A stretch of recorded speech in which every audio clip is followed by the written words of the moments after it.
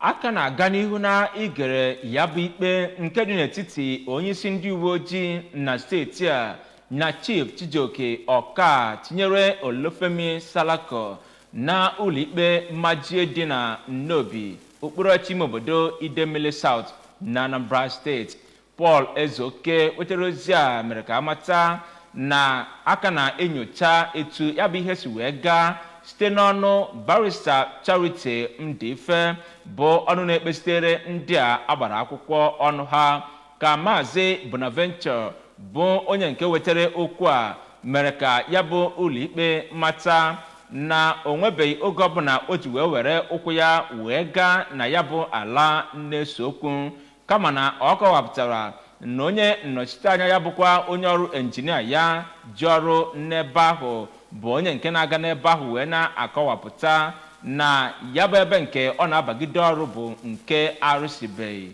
arụsị. Gere akụkọ ahụ ka ọ ha n'uju. Maazị Ezekwenna kwuworo na nwaada Victoria Mbashu gwara ya na onye a bụ onye izizi na-azara ọnụ ya n'ikpe a bụ Chief Chijioke Okaa kwere ya nkwa na ọ ga-arụ ya ụlọ ebe ọzọ tupu o were ụlọ nke ya nke o mesịrị ma o meghị. Ọ sịrị na onye izizi ya na-azara ọnụ ya na onye nke abụọ na-azara ọnụ ya bịa ghọgbuo ya ibinye aka na akwụkwọ nkwekọrịta maka ala a na-ekwu okwu ya. Ọ kọwara na mkpebi emere etinyeghị nwaada Victoria Mbashu dịka onye na-azara ọnụ ya na ikpe a bụ nke ndị uwe ojii mere ebe ha mechara nyocha gbasatara okwu a. O wee kọwaa na nkwekọrịta ya na nwaada Mbashu nwere maka ala dị na Ọta nke dị n'Ogun steeti bụ na nwaada Mbashu yọrọ ya ka o nyere ya aka n'ego n'ihe gbasatara ikpe nke a na-aga n'ihu na Chief Magistrate Court nke dị na Nnobi, na emesịa na ọ ga-ere ala nke dị na Ọta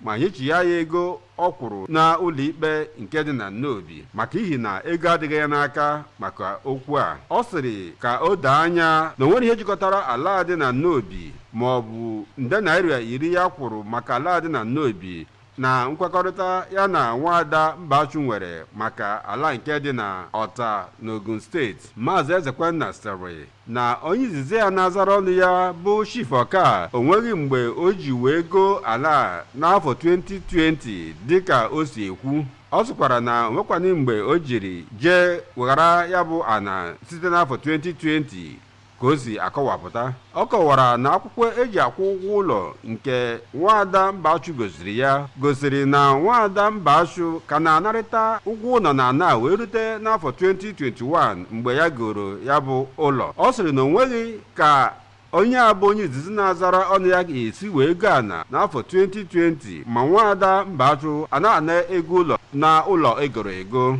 Kọtụ mesị wee yigharị ikpe a ka ọ dị ụbọchị Fraịde ọnwa Ọgọst ga-adị na mkpụrụ ụbọchị 11